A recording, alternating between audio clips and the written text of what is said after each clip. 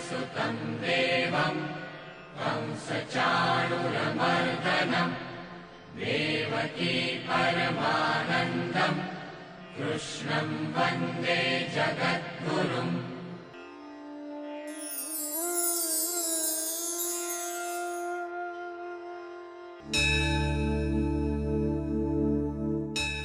बृंदारण्य निवासाय बलरामानुजाय च रुक्मिणी प्राणनाथाय பார்த்தசூதாய மங்களம்.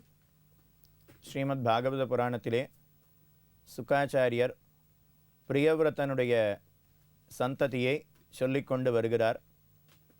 பிரியவிரதனுடைய பிள்ளையாக ஆக்னீந்திரன் பிறந்தான். ஆக்னீந்திரனுக்கு நாபி பிறந்தார். நாபியினுடைய பிள்ளையாக பகவானே ரிஷபதேவராக அவதரித்தார்.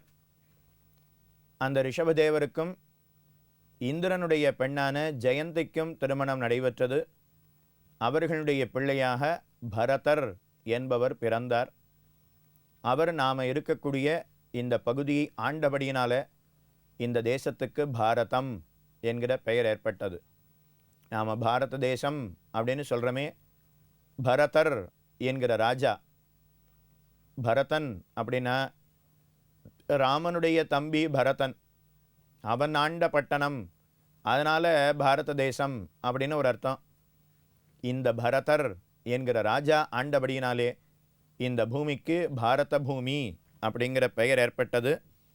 நாபி என்பவர் கந்தமாதன பர்வதத்திற்கு சென்று நர நாராயணர்களை பூஜித்து அவர் முக்தி அடைந்தார். ரிஷபதேவருக்கு 100 பிள்ளைகள் பிறந்தார்கள். அதில் மூத்த பிள்ளைக்கு பரதர் என்பவர் அவதரித்தார். அந்த பரதனால் ஆளப்பட்ட பூமிக்கு பாரத பூமி என்று பெயர் ஏற்பட்டது. இவர் ஆட்சி காலத்தில் அத்தனை பேரும் பகவானிடத்தில் ஓரொரு க்ஷணமும் உன்னிடத்தில் அன்பு வளர வேண்டும் அப்படின்னு வேண்டுவர்களாம்.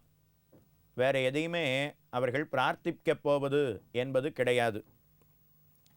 ஆகாசத்தாமரை அப்படின்னு ஒன்று உண்டா? ஜலத்தில், நிலத்திலே ஜலத்திலே தாமரைங்கிறது பூத்திருக்கும். ஆகாசத்தாமரைன்னா என்ன? ஆகாசத்தில் தாமரை பூக்குமான்னா பூக்காது. ஆகாசத்தாமரை அப்படிங்கிறது ஒன்று உண்டா? கிடையாது.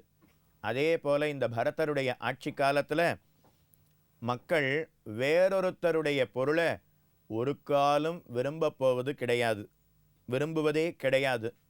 அப்படி அத்தனை பேரும் நன்றாக பரதனாலே ரட்சிக்கப்பட்டவர்களாக இருந்தார்கள். அந்த பரதனுக்கு விஸ்வரூபனுடைய பெண் பஞ்சஜனி என்பவளுக்கும் பரதருக்கும் திருக்கல்யாணம் நடைபெற்றது. பல காலம் அவர்களோடே வாழ்ந்து வந்தார். இப்போ பரதர் என்பவர் புலஹர் என்கிற ரிஷியினிடத்தில் உபதேசத்தை பெற்றுக்கொண்டு அவர் சாளக்கிராமத்துக்கு சென்று பகவானை குறித்து தியான மார்க்கத்திலே இருக்கிறார். ஞான யோக நிஷ்டையோடே நாராயணனை எப்போதும் சிந்தித்து கொண்டு சாளக்கிராமத்திலே வாழ்ந்து வருகிறார் பரதர். சாளக்கிராமம் அப்படின்னு சொல்லுகிறோம். அதுதான் நாம் முக்திநாத் அப்படின்னு சொல்கிறோம். சாளக்கிராமம், சாளக்கிராமம்னா என்ன அர்த்தம்? சாளானாம் கிராமஹ அஸ்மின் இதி சாளக்கிராமம். சால விருட்சங்கள் நிறைந்து இருக்கக்கூடிய இடம். விருட்சம்னா மரம், சாளம் அப்படின்னு ஒரு மரம் நிறைந்து இருக்கக்கூடிய இடமா, அதனால் அதற்கு சாளக்கிராமம் அப்படின்னு பெயர். அடுத்து 2வது அர்த்தம், சாளக்காயன முனிவர் என்ன ஒரு ரிஷி அங்கே தவம் புரிந்து பகவானை கண்டு முக்தி அடைந்தார். அதனால் சாளக்காயன ரிஷி அவர் வாழ்ந்த இடம், அதனால் அந்த இடத்துக்கு சாளக்கிராமம் அப்படின்னு பெயர் ஏற்பட்டது. அடுத்து 3வது காரணம், மிக முக்கியமான காரணம், கண்டகி என்று அங்கே ஒரு நதி ஓடுகிறது. அந்த கண்டகி நதி பகவானை குறித்து தவம் இருந்தது.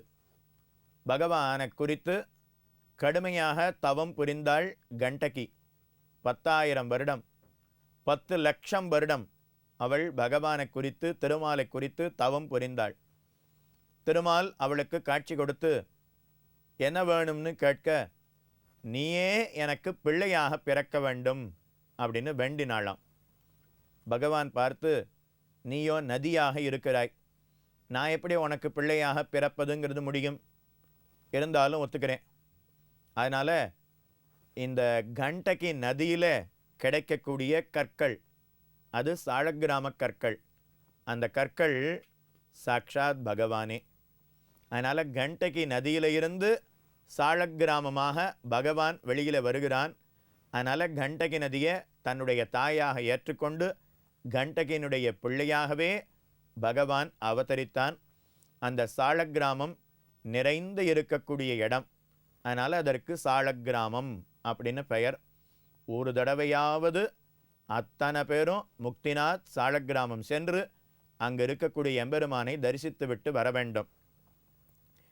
அங்கேயே இந்த பரதர் என்கிற ரிஷி, அவர் அங்கேயே வாழ்ந்து ஓரொரு நாளும் நீராடுவர், பகவானை குறித்து சிந்திப்பர். எதையுமே புசிப்பது என்பது கிடையாது, தீர்த்தத்தை எடுத்து விழுங்குவர், அவ்வளவே. பகவானையே சிந்தித்து கொண்டு தன்னுடைய காலத்தை கடத்தி கொண்டு வருகிறார். ஒரு முறை அவர் நீராட வேண்டும் என்பதற்காக சென்றார். சாளக்கிராமத்தில் இருக்கக்கூடிய நதி தீரத்தில் அவர் நீராடி கொண்டு வருகிறார். அப்போ தூரத்தில் ஒரு பெண் மான், கர்ப்பம் தரித்திருக்கக்கூடிய ஒரு பெண் மான், அது தீர்த்தம் பருகுவதற்காக அந்த இடத்துல மெல்லமாக கீழே இறங்கி கொண்டிருக்கிறது. தன்னுடைய வாயை அப்படியே ஜலத்தில் வச்சு தீர்த்தத்தை பருகி கொண்டு இருக்கிறது. அப்பொழுது தூரத்தில் ஒரு சிங்கத்தினுடைய கர்ஜனை கேட்டது. சிங்கத்தினுடைய கர்ஜனை கேட்ட மாத்திரத்தில் அந்த மானுக்கு பயத்தில் பிராணன் போயிடுத்து, அது மாண்டு போனது, அப்படியே கீழே விழுந்துடுத்து. ஆனால் பயத்தில் உள்ளே இருக்கக்கூடிய கர்ப்பம் அது அப்படியே நழுவி வெளியில் விழுந்தது. மான் குட்டி பிறந்தது. பிறந்த உடனே அதால் நடக்க முடியல, நிற்க முடியல. அது அப்படியே அந்த நிலச்சரிவு, அந்த நதியினுடைய கரையோரமாக இருக்கக்கூடிய ஜலத்தால் அது அடித்து கொஞ்சம் கொஞ்சமாக நதிக்குள்ளே அது இழுக்கப்படுகிறது, அரித்து அது இழுக்கப்படுகிறது. இன்னொரு 2 நிமிஷத்தில் அந்த மான் குட்டி ஜலத்தில் விழுந்துடும். விழுந்துடுத்துன்னா ஜலம் எவ்வளோ வேகமாக போகிறது, போகிற வேகத்தில் மான் குட்டியை அடிச்சுண்டு போயிடும், மான் குட்டிக்கும் சேர்ந்து பிராணன் போயிடும். இதை தூரத்தில் இருந்து ரிஷியானவர் பரதர் என்பவர் கண்டார். நாம் இந்த மான்குட்டியை காப்பாற்றுவோம் என்று வேகமாக பக்கத்தில் வந்தார். அது ஜலத்தில் விழக்கூடிய அந்த சமயத்தில் சட்டுன்னு தன்னுடைய கையால் பிடித்து அந்த மான்குட்டியை தூக்கி கொண்டு தன்னுடைய ஆசிரமத்துக்கு அருகிலே வந்து விட்டுவிட்டார். சரி, இப்போ மான்குட்டியை காப்பாற்றியாச்சு, அதுக்கப்புறம் பகவானை தியானம் பண்ணி கொண்டு இருப்பது தானே முறை. ஆனால் அவர் கண்ணை மூடிண்டு நாராயணாய வித்மஹே வாசுதேவாய தீமஹே கண்ணை மூடின்னு மந்திரம் சொல்லும்போது அந்த மான்குட்டியை பற்றிய நினைவு அவருக்கு ஏற்பட்டது. ஓ, இந்த மான்குட்டியை இங்கே வந்து விட்டுருக்கோமே, இந்த மான்குட்டியை ஆசிரமத்துக்கு வெளியில் நடக்கும்போது இதை சிங்கமோ புலியோ அடித்து சாப்பிட்டுடுத்துன்னா என்ன செய்கிறது யோசித்தார். மறுபடியும் ஆசிரமத்தில் இருந்து கதவை திறந்து அந்த மான்குட்டி எடுத்து தன்னுடைய ஆசிரமத்துக்கு உள்ளே விட்டு வைத்தார். இப்போது கண்ணை மூடிண்டு நாராயணாய வித்மஹே வாசுதேவாய தீமஹே மந்திரம் சொல்ல ஆரம்பித்தார். ஆனால் அந்த மான்குட்டி தத்தி தத்தி அது நடப்பது, அது நடந்து செல்லுவது, அது ஓடுவது, அது ரொம்ப ஆச்சரியமாக இருந்ததுதான். மானாட்டம் அப்படின்னா அழகாக இருக்கும் இல்லையா, அதை போல் அது நடந்து செல்லுவது என்ன அழகு, என்ன அழகு. அது அப்படியே பக்கத்தில் வந்து அவர் மேலே தன்னுடைய கொம்பால் அப்படியே உரசுகிறது. கொம்பால், மான் கொம்பால் உடம்பில் உரசிக்கொண்டு இருந்தோமே ஆனால் உடம்புக்கு சுகமாக இருக்கும். அதனால் அது நடப்பது, அது சிரிப்பது, அதனுடைய கண் எவ்வளோ அழகாக இருக்குது, அதனுடைய நடை, அதனுடைய ஆட்டம் அது எவ்வளோ அழகாக இருக்குது. இதையே சிந்தித்து கொண்டார். பகவத் தியானம் என்பது கொஞ்சம் கொஞ்சமாக குறைந்து கொண்டே வந்தது பரதர் என்கிற ரிஷிக்கு. இப்போ ஒரு நாள் பரதருக்கு மரணத்தருவாய் ஏற்பட்டது. கடைசி காலம், கடைசி காலத்தில் அவருக்கு பிராணன் போகக்கூடிய வேலை வந்துவிட்டது. இன்னொரு 5-10 நிமிஷத்தில் இந்த பரதருக்கு பிராணன் போயிடும். அப்படிப்பட்ட சமயத்திலேயும் அந்த மானையே நினைத்து கொண்டு இருந்தார். ஓ, நான் போயிட்டேன்னா இந்த மானை இனிமேல் யார் காப்பாற்றுவா?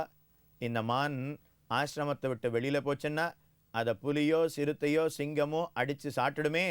இனிமேல் இந்த மான் என்னாகுமோ தெரியலையே. மானையே நினைத்து கொண்டு தன்னுடைய பிராணனை விட்டார். அடுத்த ஜென்மத்திலே மானாக பிறந்தார். பகவத்கீதையில் கண்ணனம்பெருமான் 8வது அத்தியாயத்தில் ஆச்சரியமாக சில ஸ்லோகங்களினாலே ஒரு சில அர்த்தத்தை காட்டுகிறான். அந்த காலேச்ச மாமேவ ஸ்மரந்தியக்த்வா கலேபரம் யஃப் பிரயாதி சமத்பாவம் யாதி நாஸ்தியஸ்திர சம்சயா. கடைசி காலத்தில் பகவானை பற்றி சிந்தித்து கொண்டு நம்முடைய பிராணனை விட்டால் பகவான் இருக்கக்கூடிய வைகுண்ட லோகத்தை அடையலாம். அப்படி இல்லைன்னா யம் யம் வாபி ஸ்மரன் பாவம் தெஜந்தியந்தே கலேபரம் தம் தமே வைத்தி கௌந்தேய சதா தத்பாவ பாவிதா. எந்த எந்த நிலையை பற்றி இவன் சிந்தித்து கொண்டு பிராணனை விடுகிறானோ அந்த அந்த நிலையையே இவன் அடைகிறான்.